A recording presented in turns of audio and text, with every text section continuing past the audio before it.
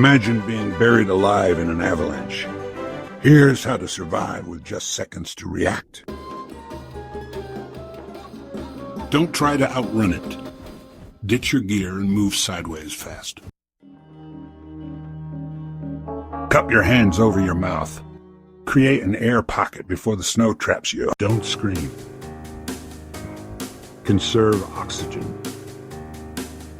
Punch upward to loosen snow if you can. Rescue crews may be close.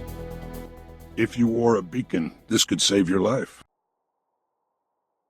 Most avalanche deaths happen from suffocation. Prep and quick action matter. Subscribe for more survival tips and hit the bell icon.